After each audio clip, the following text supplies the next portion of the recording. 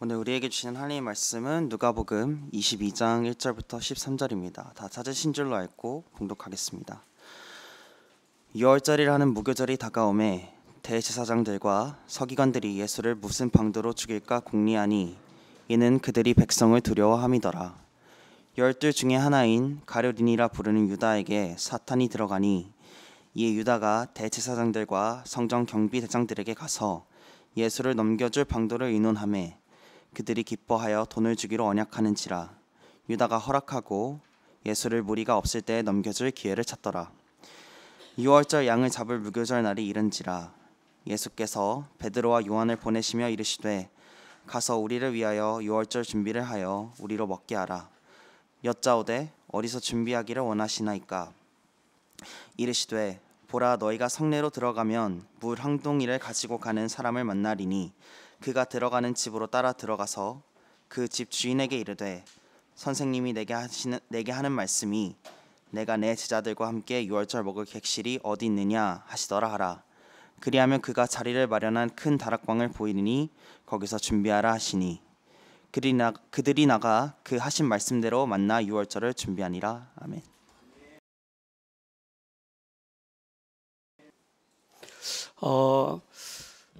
저희들이 일상을 살아가다 보면 종종 이렇게 듣는 말들이 있습니다. 어떤 단어는 우리 기성 세대들에게는 익숙한 단어인데 우리 젊은 세대들에게는 조금 낯선 단어들이 있습니다. 그중에 여러분들이 한 번쯤 들어보셨을 텐데 이런 단어를 기억하십니까? 청명, 날이 굉장히 맑다, 이런 말씀입니다. 그 다음에 망종, 잘 모르시겠죠? 이거는 들어봤을 것입니다. 처서, 그 다음에 상강. 혹시 공통점을 느끼셨습니까? 네, 맞습니다. 이건 전부 24절기에 해당하는 것입니다. 청명은 날씨가 1년 중에 가장 맑은 날짜다. 그래서 청명이라고 그러고, 망종이라고 하는 것은 곡식에 씨앗을 뿌리는 날이다. 그래서 망종. 처서는 가을 바람이 불기 시작한다. 그래서 처서. 상강은 서리가 내리기 시작한다. 이래서 상강, 이런 말을 씁니다. 그리고 1년을 24절기로 나누어서 지금 현재도 한국에서는 이 24절기를 사용하고 있습니다. 우리는 이제 호주에 와가지고 이런 단어를 자주 사용하지 않지만 한국에서는 흔하게 사용하는 단어들입니다. 그리고 이 단어들의 특징이 뭔 줄 아십니까? 이 모든 단어들의 특징은 농사와 깊은 관련이 있다는 것입니다.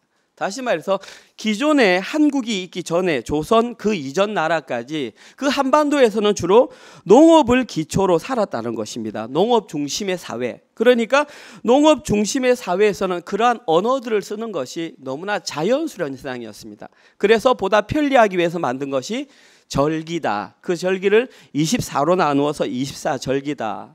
근데 재밌는 게 뭐냐 하면 이제 시대는 변했습니다. 대한민국이 되었고 지금 한국에서는 농업 중심 국가가 아니라 K-팝이나 K-드라마, K-열풍, 반도체, 무역 중심의 나라로서 완전히 국가가 변모를 했습니다. 그러면 거기에 맞추어서 쓰는 언어들도 단어들도 변해야 하는데 여전히 시대는 변했는데 사용하는 단어들은 그대로 쓰고 있다는 말입니다. 이런 현상은 한국에만 발생하는 것이 아니라 전 세계 곳곳에 똑같습니다. 왜 이런 현상이 발생할까요? 시대가 변했으면 그에 관한 용어들도 바뀌고 빨리빨리 가는 게 좋은데 그 이유는 한 번 만들어진 전통이나 절기는 바꾸는 것이 그만큼 어렵다라는 말입니다.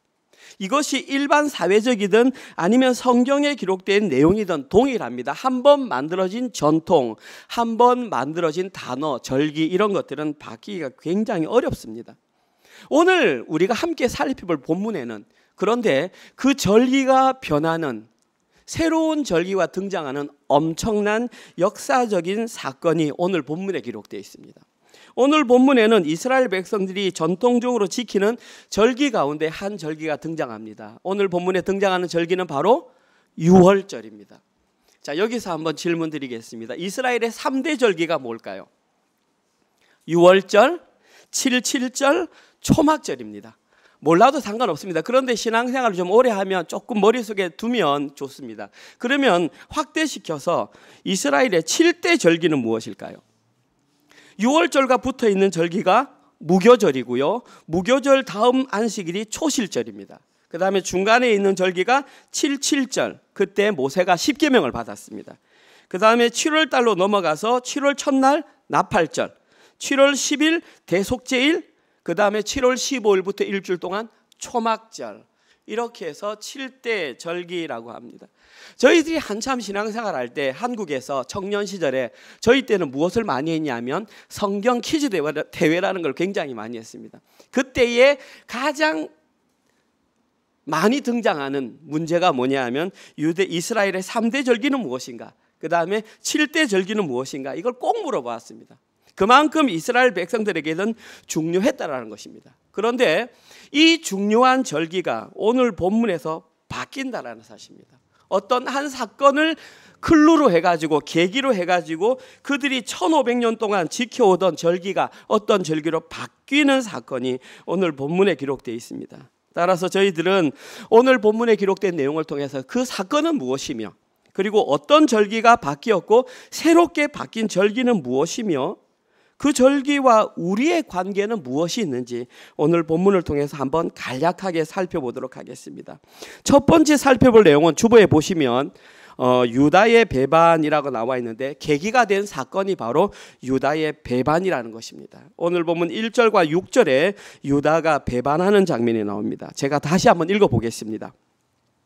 6월절이라 하는 무교절이 다가오매 대제사장들과 서기관들이 예수를 무슨 방도로 죽일까 궁리하니 이는 그들이 백성을 두려워함이더라.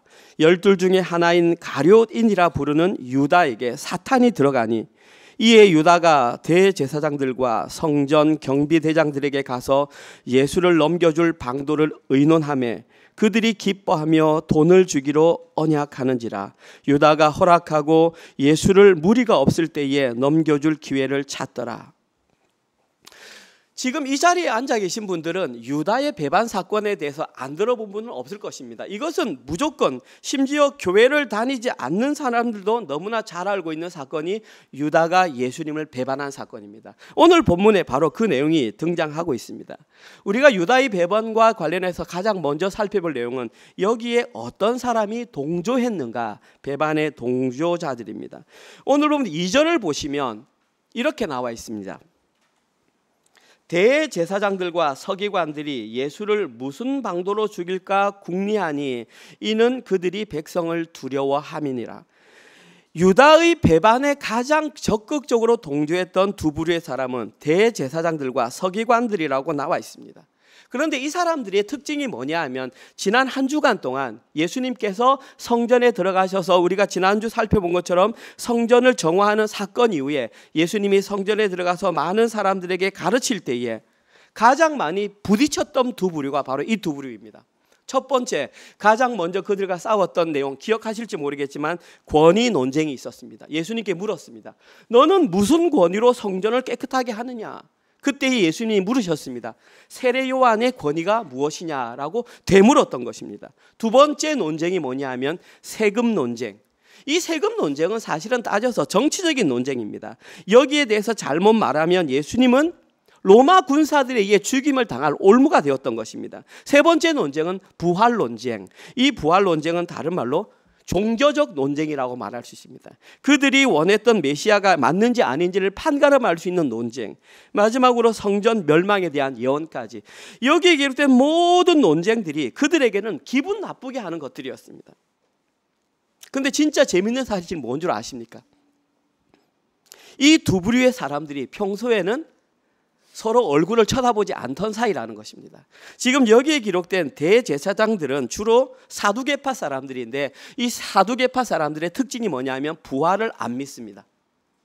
그런데 반대로 서기관들은 주로 바리새파 사람들인데 그들은 부활을 당연히 믿습니다. 그러니까 이 두 부류는 서로 만날 수가 없었습니다. 또 만나게 되면 서로 의견이 너무 다르기 때문에 싸울 수밖에 없었습니다. 근데 진짜 재밌는 게 오늘 이 사건을 위해서 그들이 서로 협력했다라는 것입니다. 그 사건이 뭐냐 하면 예수님을 죽이는 데에 서로 힘을 합쳤다라는 사실입니다. 안타까운 사실은 이들이 그 사실을 몰랐느냐? 그들은 자기들의 잘못이 무엇인 줄 알았습니다. 20장 19절에서 그들은 그 비유가 자기들을 향한 비유인 줄 알았습니다. 그게 무슨 말이냐 하면 이 비유가 나를 향한 비유다. 믿음이 있는 사람은 바로 회개를 합니다. 근데 이 사람들은 회개를 하는 것이 아니라 그 말을 하는 존재를 없애겠다라는 결정을 내렸습니다. 이 결정으로 말미암아 그들은 하나님의 백성이 아니라는 것이 확실하게 증명이 되었다는 것입니다. 이들이 얼마나 예수님을 죽이는데 혈안이 되어 있었는지 오늘 본문에 사용된 2절 궁리하다, 저기 보니까 무슨 방도로 죽일까 궁리하니, 이 궁리하다라는 단어의 원어적인 의미는 무엇을 찾기 위해 집요하게 노력하다입니다. 그냥 단순히 있는가 생각하는 것이 아니라 집요하게 찾는다. 더 재미있는 것은 이것은 시제입니다. 미완료 과거형으로 사용되었습니다. 미완료로 사용됐다는 것은 계속해서 진행되었다. 과거부터 현재까지 계속 진행되었다. 다시 말해서 이들은 예수님을 잡기 위해서 과거부터 지금까지 지속적으로 죽일 방도를 찾고 있었다. 그래서 기회만 나면 어떻게든 죽일까 생각을 했는데 못했던 이유가 있습니다. 오늘 본문에 나와 있습니다. 이는 왜냐하면 그들이 백성을 두려워했기 때문입니다. 그들이 백성을 두려워했다는 것은 그들의 주된 관심사가 무엇인지 명확하게 드러납니다. 보십시오. 그들의 직업은 대제사장, 하나님의 말씀을 섬기는 서기관이었습니다. 대제사장과 서기관이 관심을 가져야 될 것은 단 하나, 하나님 나라, 하나님에게 관심이 있어야 됩니다. 그런데 그들의 관심은 어디 있었냐면 백성들에게 있었습니다. 하나님이 어떻게 하느냐가 중요한 것이 아니라 백성에 따라서 그들의 행동이 달라진다는 것은 그들 스스로 이미 거짓 종교인이라는 것이 분명하게 드러났다라는 것입니다. 이 당시 예수님은 많은 기적을 행했기 때문에 사람들이 예수님을 정치적인 메시아로 생각해서 인기가 굉장히 높았습니다. 이때에 예수님을 잡아 가두면 바로 밀란이 일어날 것이고, 이때는 6월절이었기 때문에 200만 이상의 사람이 예루살렘에 모였고 그때에 그 일을 통제하기 위해서 로마 군사들이 2배 이상 모여 있었습니다. 그러니까 밀란이 일어나면 바로 자기들도 잡혀갈 수 있으니까 여기에 대한 두려움이 있었던 것입니다. 그래서 어떻게 방도를 찾지 못하는데 한 줄기 희망의 빛이 이들에게 비쳤습니다. 그 희망의 빛은 누구냐 하면 예수님의 최측근 회계 돈 자료를 맡았던 바로 가룟 유다가 그들을 찾아왔다는 것입니다. 가룟 유다는 예수님이 자기가 생각하던 메시아가 아니라는 판단이 듣자마자 가장 먼저 했던 행동이 뭐냐 하면 대제사장과 서기관들을 찾아갔던 것입니다. 오늘 본문에 보면 그렇게 나와 있습니다.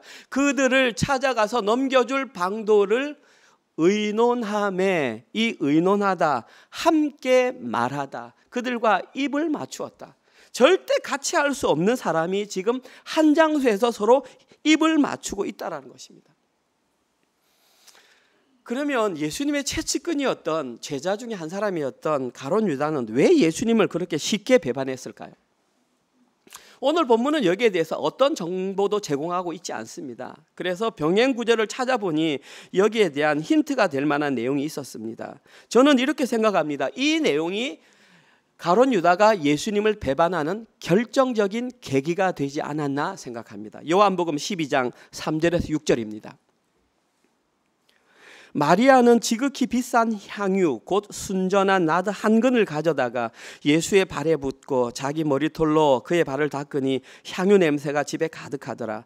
제자 중 하나로서 예수를 잡아줄 가롯 유다가 말하되 이 향유를 어찌하여 300데나리온에 팔아 가난한 자들에게 주지 아니하였느냐 하니, 이렇게 말함은 가난한 자들을 생각함이 아니요 그는 도둑이라 돈꾀를 맞고 거기 넣는 것을 훔쳐 가밀어라.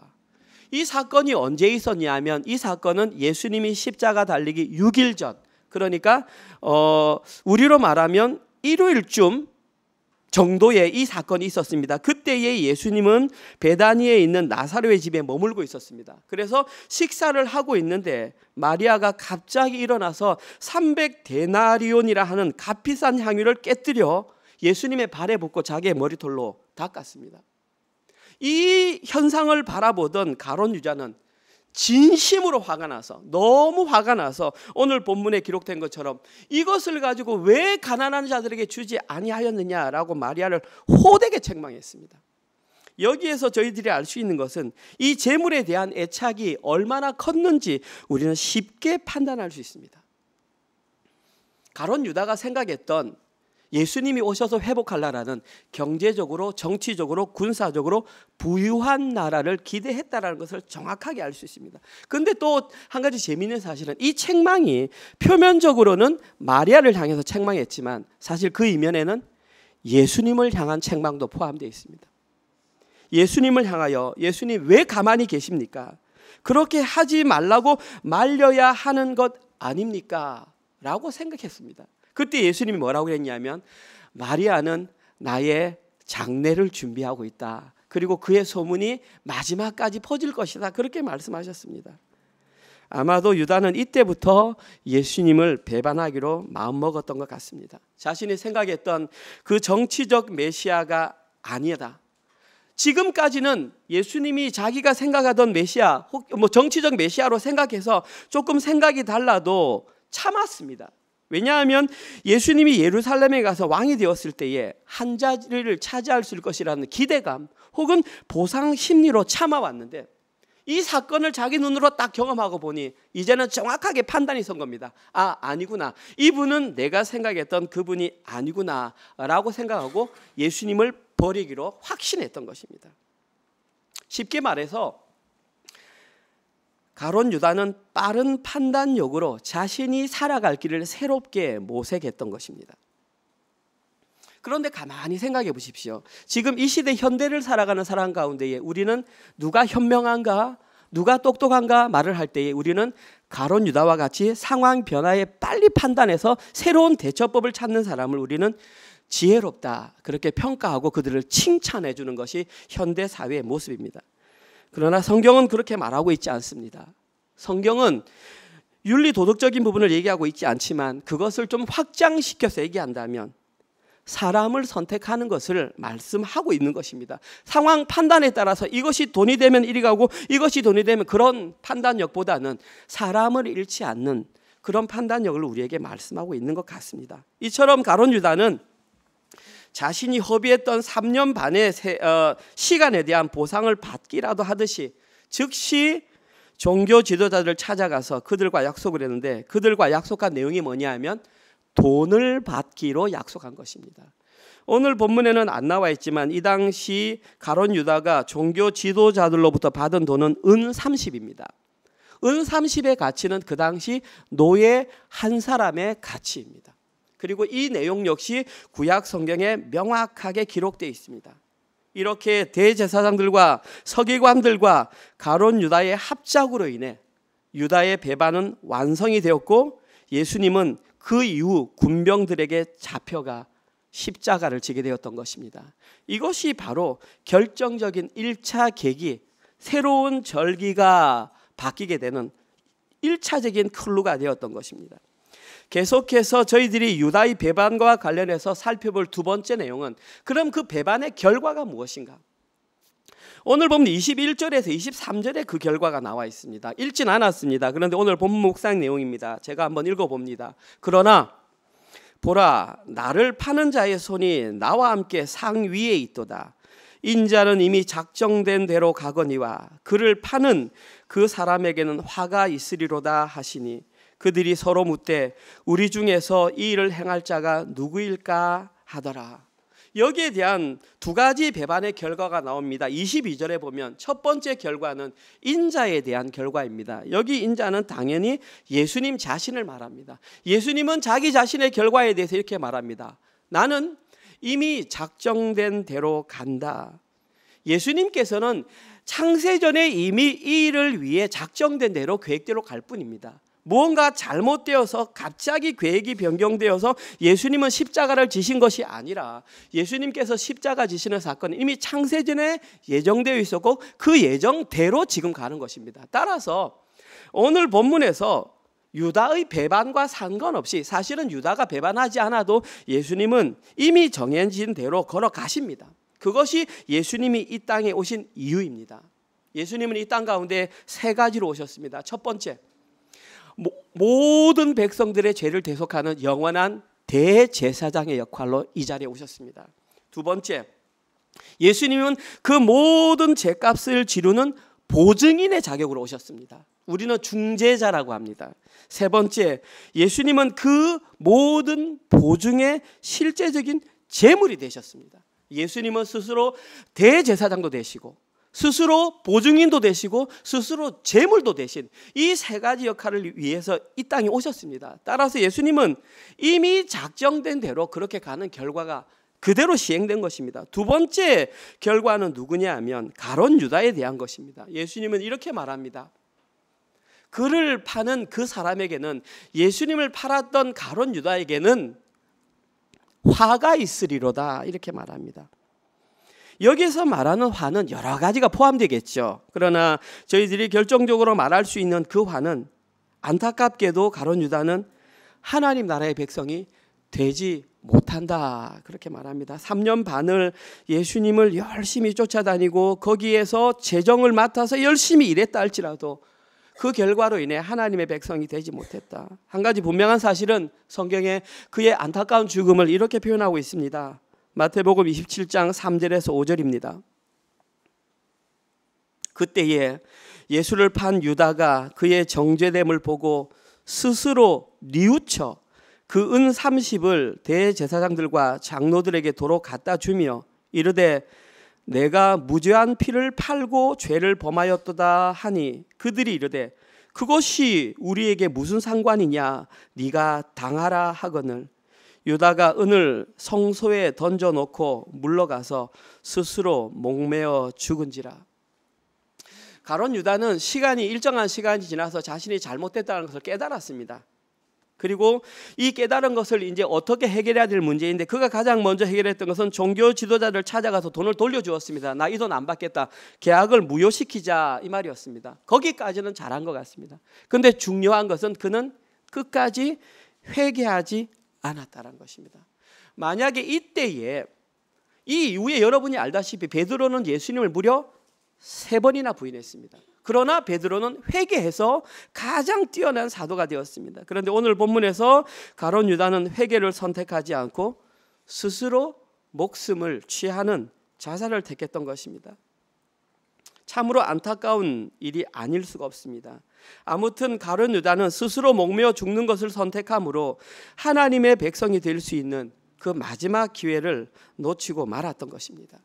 이 결과가 참으로 안타깝습니다. 그런데 이 안타까운 결과를 바라보면서 저희들이 한 가지 확인해야 될 내용이 있습니다. 오늘 본문 21절을 보십시오. 오늘 본문 21절에 보면 이런 내용이 나옵니다. 그러나 나를 보라, 나를 파는 자의 손, 가룟 유다의 손이 나와 함께 상위에 있도다라고 예수님이 말씀하셨습니다. 저 말은 무슨 말이냐 하면, 오늘 지금 읽지는 않았지만 그 앞에 성만찬이 제정되는 내용이 있습니다. 그 자리에 나를 파는 자의 손이 나와 함께 있다라고 예수님께서 말씀하셨습니다. 그런데 병행 구절을 보면, 특별히 마태복음 26장 21절, 마가복음 14장 18절을 보면 가룟 유다는 이 성만찬이 시행되기 전, 다시 말해서 새 언약을 선포하기 전에 이미 자리를 떠난 것으로 기록되어 있습니다. 그러면 왜 누가복음과 마태복음과 마가복음의 내용이 서로 상반되는 것일까요? 과연 이 자리에, 성만찬의 자리에 가룟 유다는 있었을까요? 없었을까요? 아무도 모릅니다.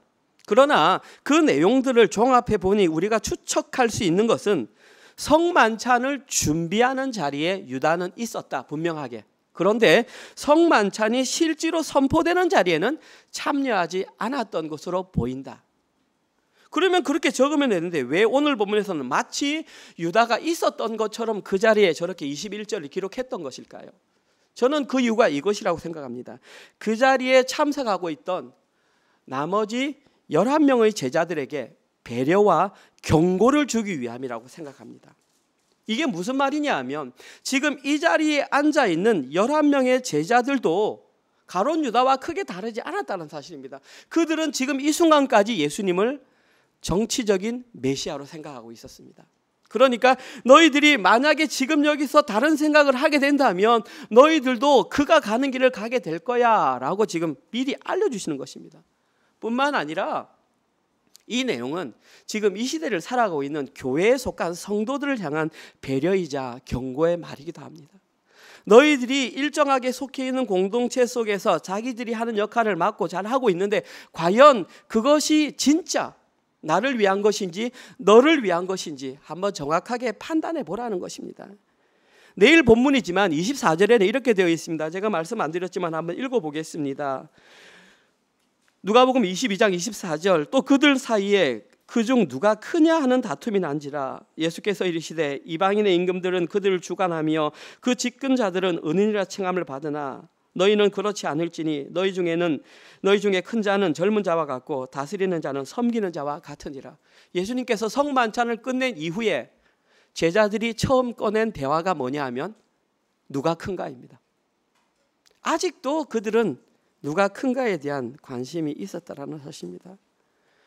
결론적으로 가룟 유다의 배반은 새로운 절기를 탄생시키는 아주 중요한 계기가 되었습니다. 비록 자신은 그 자리에 참석하지 못했지만 그 계기의 주인공이 되고 말았습니다. 우리는 가룟 유다와 같이 이런 계기로 사용되어서는 안 됩니다. 마지막까지 아름다운 완주를 해야 합니다. 그렇게 하려면 회개의 기회가 주어졌을 때에 무엇인가 말씀이 내 마음을 찌르는 것처럼 들릴 때에 뻣뻣하게 서 있는 것이 아니라 즉시 회개 자리로 돌이킬 때에 그러한 결과가 발생할 수 있다는 것입니다. 만약에 가룟 유다와 같이 나는 내 인생을 내가 책임질 거야, 나는 남자답게 내 목숨을 끊으면서 책임질 거야 할 때 그 결과는 본인이 책임져야 한다는 것입니다. 결코 하나님 나라 백성으로 포함될 수가 없다는 사실을 명심해야 합니다. 오늘 저희들이 살펴볼 두 번째 내용은 그러면 새로운 절기의 실체가 무엇인지, 조금 긴 내용입니다. 길지만 제가 읽지 않았기 때문에 천천히 다시 한번 읽어보겠습니다. 오늘부터 7절에서 20절 사이에 새로운 절기가 바뀌는 내용이 기록됩니다. 6월절 양을 잡을 무교절 날이 이른지라. 예수께서 베드로와 요한을 보내시며 이르시되 가서 우리를 위하여 유월절을 준비하여 우리로 먹게 하라. 여짜오되 어디서 준비하기를 원하시나이까. 이르시되 보라, 너희가 성내로 들어가면 물 한 동이를 가지고 가는 사람, 남자입니다. 남자. 그 인칭이 남자입니다. 을 만나리니 그가 들어가는 집으로 따라 들어가서 그 집 주인에게 이르되 선생님이여, 선생님이 내게 하신 말씀이 내가 내 제자들과 함께 유월절을 먹을 객실이 어디 있느냐 하시더라 하라. 그리하면 그가 자리를 마련한 큰 다락방을 보이리니 거기서 준비하라 하시니 그들이 나가 그 하신 말씀대로 만나 유월절을 준비하니라. 때가 이르매 이때는 니산월 13일입니다. 유월절이 있기 하루 전 예수께서 사도들과 함께 앉으사 이르시되 내가 고난을 받기 전에 너희와 함께 이 유월절 먹기를 원하였느니라. 내가 너희에게 이르노니 이 유월절이 하나님의 나라에서 이르기까지 다시 먹지 아니하리라 하시고 이에 잔을 받으사 감사기도 하시고 이르시되 이것을 갖다가 너희끼리 나누라. 내가 너희에게 이르노니 내가 이제부터 하나님의 나라가 임할 때까지 포도나무에서 난 것을 다시 먹지 아니하리라 하시고 또 떡을 가져 감사기도 하시고 떼어 그들에게 주시며 이르시되 이것은 너희를 위하여 주는 내 몸이라. 너희가 이를 위하여 나를 기념하라 하시고 저녁 먹은 후에 잔도 그와 같이 하여 이르시되 이 잔은 내 피로 세우는 새 언약이니 곧 너희를 위하여 붓는 것이라. 제가 이 부분을 읽을 때에 아마 이런 생각하신 분도 계실 것입니다. 이거 목사님이 성찬할 때마다 읽는 그 내용이네. 맞습니다. 바로 그 내용이 여기에서 나온 내용입니다. 따라서 성찬식이 오늘 본문에서 말하는 새로운 절기의 실체입니다. 오늘 본문에서 제목이 새로운 절기 있는데 그 절기가 바로 성찬식입니다. 여기에서 저희들은 개혁주의 교회에서는 세례와 성찬 두 가지를 합쳐서 성례다 해서 그 성례를 지금까지 지키는 것입니다. 그러면 이 성찬은 어떤 절기가 대체되어서 성찬으로 만들어졌던 것일까요? 이미 답을 다 알고 계실 것입니다. 오늘 본문 읽으면서 계속해서 반복되는 한 단어가 등장했습니다. 1절, 7절, 8절, 11절, 13절, 16절에 등장했습니다. 그 절기가 어디일까요?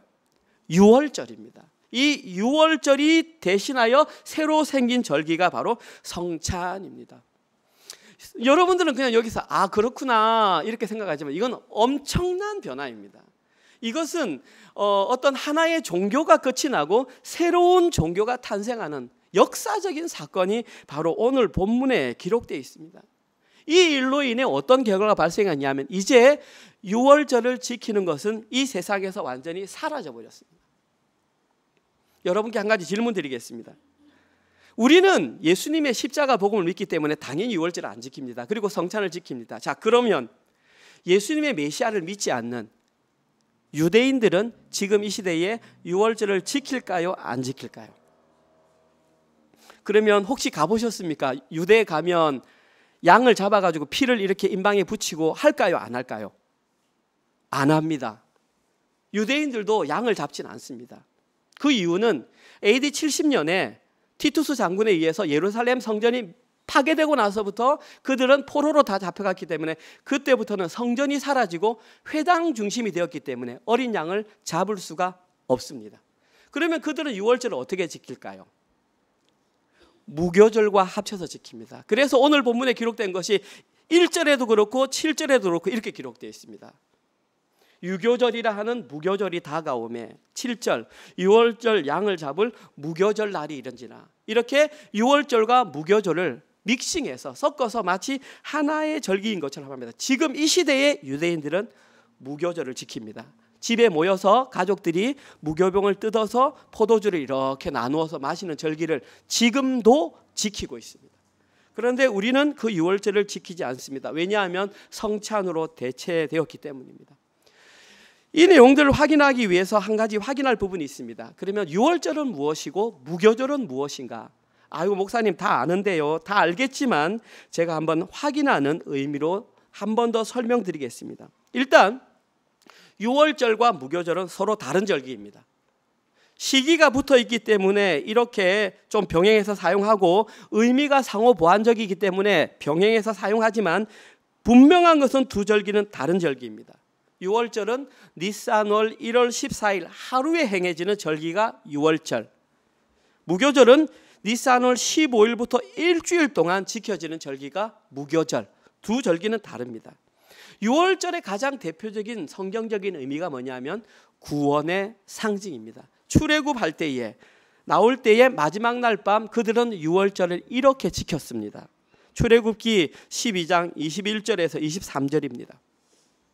모세가 이스라엘 모든 장로를 불러서 그들에게 이르되 너희는 나가서 너희의 가족대로 어린 양을 택하여 유월절 양으로 잡고 우슬초 묶음을 가져다가 그릇에 담은 피에 적셔서 그 피를 문 임방과 좌우 설주에 뿌리고 아침까지 한 사람도 자기 집 문 밖에 나가지 말라.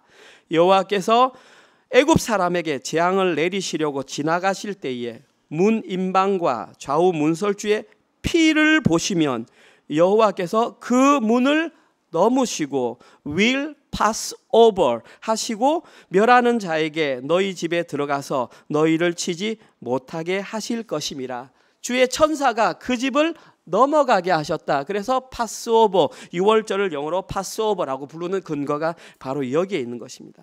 출애굽하는 그날 밤 이스라엘 백성들은 모세의 명령대로 이 일을 실제로 행했습니다. 그리고 오직 그 일을 행한 집에 있는 장자만 죽음을 당하지 않았습니다. 그런데 이 말을 듣고 이것이 사실이라는 걸 다 알아. 그럼에도 불구하고 나 알지. 하지만 어린 양을 잡지 않고 문인방에 피를 바르지 않고 집 안에 들어가지 않은 사람의 장자는 죽었습니다. 여기서 우리는 분명하게 믿음의 정의를 알 수 있습니다. 역사신앙, 이론적으로 유월절이 무엇이야? 유월절은요 어린 양의 피를 잡아가지고 문 임방과 문설주에 발라서 나가지 않는 절기예요. 오케이, 잘했어. 그런데 그것을 아는데 거기 들어가지 않고 칠하지 않아서 죽었단 말입니다. 구원받는 믿음은 이론적으로 아는 믿음이 아니에요. 이들은 실제로 그렇게 행했고 그 장자가 살아나는 것을 경험했어요. 이것은 지금 이 시대에 우리가 어떤 신앙을 해야 하는지 명확하게 말하고 있습니다. 이론적으로 아는 것 아니라 말씀을 알았으면 말씀을 실제 자신의 삶으로 살아낼 때에 그것이 믿음, 구원받는 믿음이 된다라는 것을 명확하게 알려주고 있습니다. 이 얘기를 얼마나 들었겠습니까? 그런데 그들은, 이스라엘 백성들은 그 형식만 줄기차게 따라했습니다. 그렇게 하면 구원받을 줄 알았죠. 그것을 율법주의라고 그러는 것입니다. 율법주의로는 구원을 받지 못합니다. 유월절이 이토록 중요한 날이었습니다. 하지만 그들은 그 유월절을 제대로 지키지 못함으로 말미암아 하나님으로부터 심판의 대상이 되고 말았습니다. 그리고 그 다음 날부터 시작되는 무교절, 무교절에는 다음과 같은 두 가지 일을 해야 합니다. 출애굽기 12장 15절입니다. 너희는 이래 동안, 이래는 7일입니다. 7일 동안 무교병을 먹을 것이니, 무교병은 누룩을 넣지 않는 빵, 딱딱한 빵입니다. 사랑하는 성도님들의 누군가가 여러분들에게 맛없는 그 무교병을 일주일 동안 먹으라 그러면 기분이 나쁠 것입니다. 그런데 이들은 그렇게 먹어야만 했습니다. 첫 번째. 그리고 무교절이 시작되는 그 안식일에 집에 있는 누룩을 제하라. 무릇 첫날부터 일곱째 날까지 유교병을 먹는 자는 이스라엘에서 끊어지리라. 두 가지 했죠. 첫 번째, 일주일 동안 무교병을 먹어라. 두 번째, 첫날에 집에 있는 누룩을 다 제거하라. 여기서 말하는 누룩은 죄악을 의미합니다. 그 집에 있는 죄악을 다 제거하라. 무엇을 의미합니까? 영적으로 유월절 통해서 구원을 경험했어. 그러면 그 다음부터 시작하는 것은 내 삶 가운데 모든 죄악을 다 제거하라는 것입니다. 그가 바로 하나님 나라의 백성이다. 순서가 중요합니다. 우리는 주로 이렇게 생각합니다. 내 죄가 사라져야 우리가 구원을 받지. 성경은 그렇지 않네요. 예수님의 보혈의 피로 은혜로 구원을 받아서 우리의 삶을 통해서 죄악들이 사라지게 하라는 것이네요. 그런데 내 죄악을 없애야지, 내 힘으로 구원받아야지. 자력 구원, 우리의 구원이 아닙니다. 우리는 그렇게 할 수 있는 존재가 아닙니다. 우리는 예수 그리스도의 보혈의 은혜가 아니고서는 죄의 문제를 해결할 수 없는 더럽고 악한 죄의 종들입니다. 구원을 받았으면 누룩을 제거하라는 것입니다. 이처럼 두 가지 의미가 중복되기 때문에 이 시대에는 그렇게 하나처럼 했었습니다. 다시 말해서 유월절을 통해 구원을 경험했던 이스라엘 백성들은 그 시간 이후로 자신의 삶에서 모든 죄악을 제거하는 삶을 살아야 했던 것입니다. 이와 같이 유월절과 무교절은 시간적으로도 붙어 있지만 의미적으로도 상호 보완되는 부분이 많이 있었습니다. 이러한 이유로 시간이 흐르면서 두 절기는 마치 하나의 절기처럼 취급되었습니다. 오늘 본문에서는 구원을 의미하는 유월절과 구원받은 이후의 거룩한 삶을 의미하는 무교절을 모두 대신하여 그 둘을 하나로 묶어서 대신하는 절기가 바로 성찬이다. 그러니까 성찬이 우리에게 얼마나 대단하냐. 그러면 성찬을 실제로 이제 의미를 다가간다. 그러면은 우리 교회에서 두 달마다 한 번씩 하는 그 떡과 그 포도주를 마시면 나는 성찬에 참여하는 거네. 맞죠? 외형적으로는 맞죠. 그런데 오늘 본문 말씀에 의하면 내 삶으로 실제로 구원받은 자답게 죄악을 제거하는 삶을 살아갈 때에 그 성찬의 의미가 있다는 것입니다. 이 성찬의 의미가 얼마나 대단한지 알면 우리는 두 달에 한 번씩 성찬을 받을 때 그냥 받을 수 없습니다. 포도주와 떡을 먹을 때 손이 벌벌벌 떨리면서 나 이거 먹을 자격이 없는 자인데 예수 그리스도의 보혈의 은혜로 내가 여기에 구원받은 자가 포함되었구나. 하나님 나라의 백성이 되었구나. 그 감격에 부들부들 떨면서 우리는 성찬에 참여할 수밖에 없는 것입니다. 이처럼 성찬은 간단하게 주어지는 떡과 포도주를 먹는 어떤 날이 아니라는 사실입니다. 성찬은 성도의 구원과 성도의 거룩한 삶을 결단하는 이 시대 기독교의 가장 중요한 절기, 그 절기가 바로 오늘 본문에서 선포되었다는 것입니다. 그리고 우리는 그걸 듣고 있고 이제 그러한 삶을 결단하게 되는 것입니다.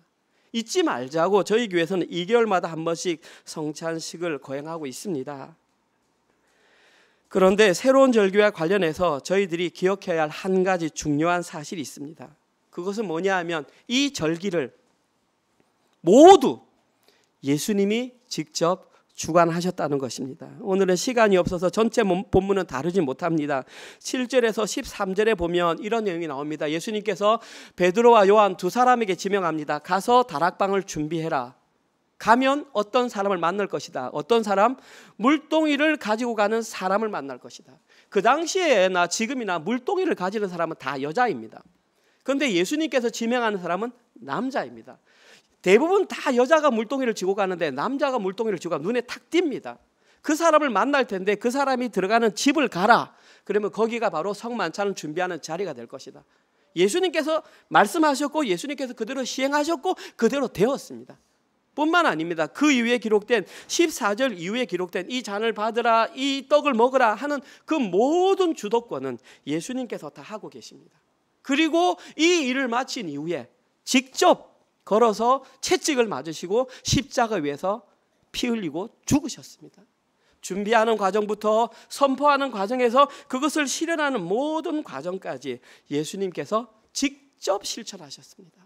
말씀으로 그렇게 될 거야, 그렇게 해, 그런 거야가 아닙니다. 그리고 이것을 뭐라고 하냐면 이것이 바로 새 언약이다. 오늘 본문 몇 절입니까? 새 언약.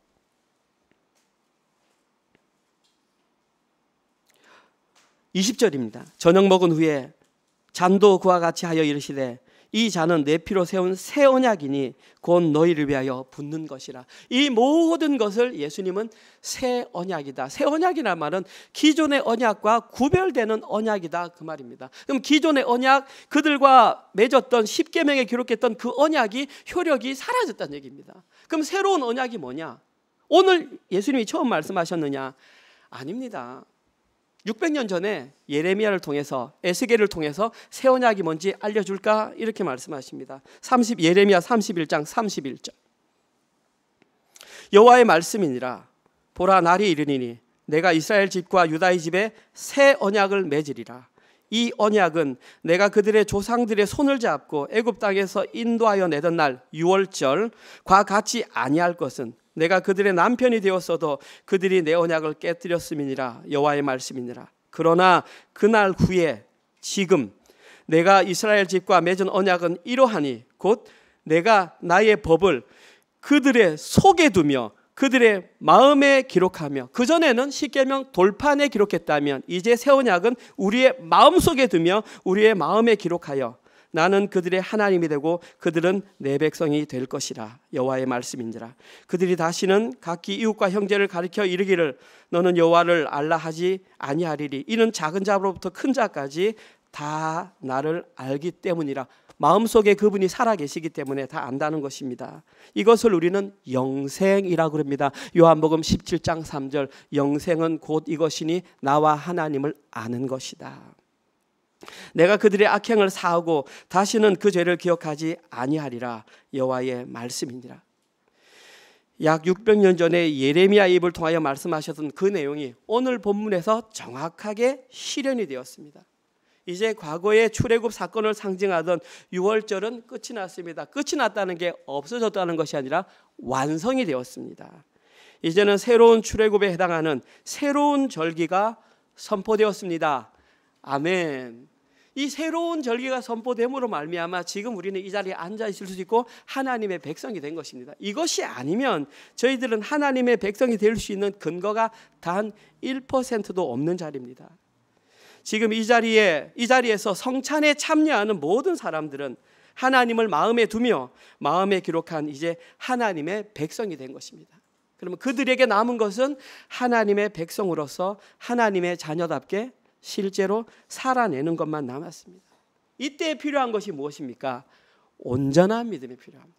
아까도 말씀드렸지만 이 시대에 온전한 믿음을 방해하는 여러 가지 믿음이 있습니다. 첫 번째, 역사 믿음. 역사적 믿음이 뭐냐 하면 성경을 이론적으로만 아는 것을 역사적인 믿음이라고 합니다. 두 번째, 현세적인 믿음. 이 현세적인 믿음은 뭐냐 하면 믿는 것 같은데 그 밭의 비유처럼 조금만 염려가 오거나 조금만 근심이 오면 다 버리고 가는 것을 현세 믿음입니다. 열매를 맺지 못하는 믿음입니다. 세 번째 믿음은 지난주 말씀드렸던 기적신앙.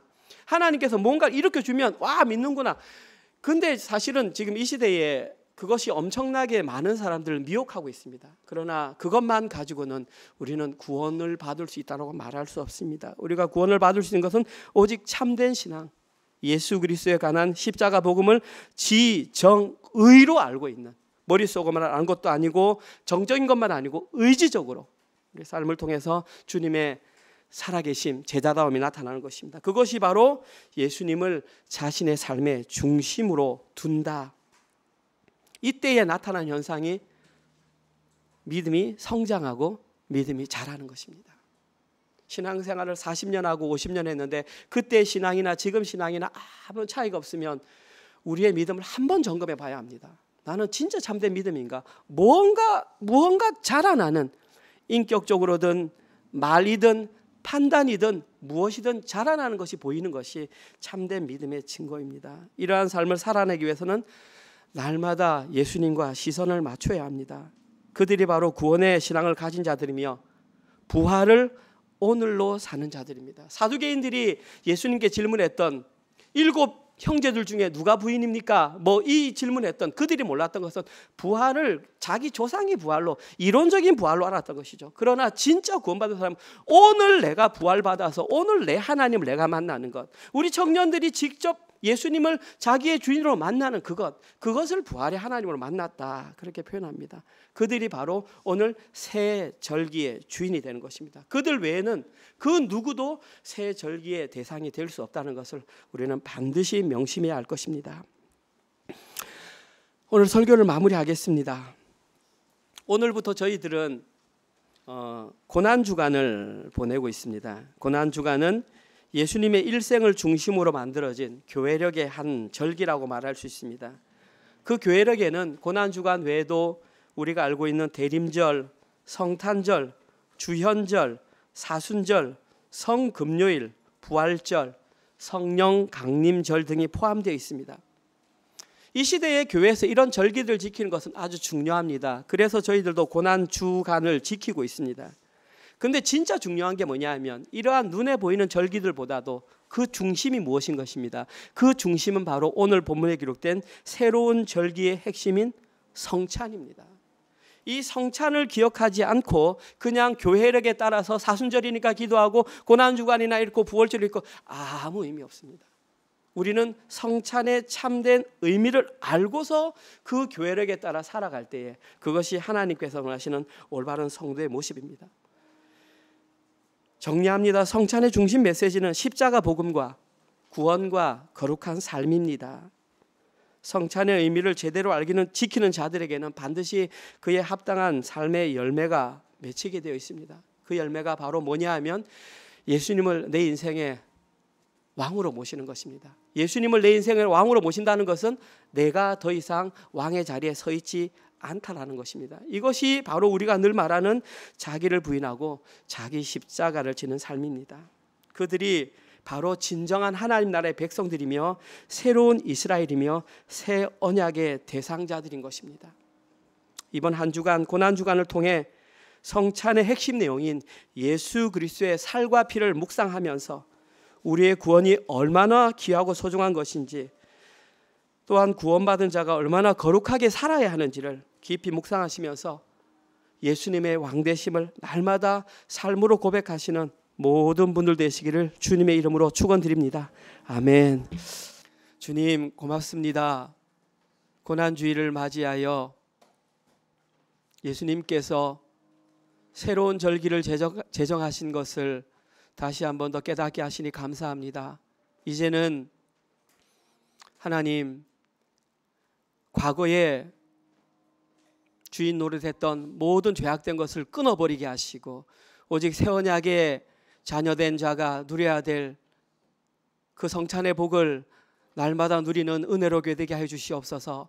성찬을 받을 때마다 예수 그리스도의 살과 피를 묵상케 하시고 우리의 구원이 얼마나 귀하며 우리의 구원이 얼마나 값진 것을 날마다 묵상하는 은혜롭게 되게 하여 주시옵소서. 그리하여서 우리의 삶을 통하여 날마다 자기를 부인하며 자기 십자가를 지는 그러한 변화된 삶이 우리의 삶 가운데에 드러나게 하여 주시옵소서. 특별히 그토록 되지 않는 왕의 자리에서 내려와 예수 그리스도를 우리의 왕으로, 우리의 주인으로, 우리의 하나님으로 모시면서 그분께서 허락하신 그 길을 묵묵히 따라가는 그런 진정한 제자의 길, 참된 믿음을 가진, 구원의 신앙을 가진 그런 성도의 삶을 잘 살아낼 수 있도록 인도하여 주시옵소서.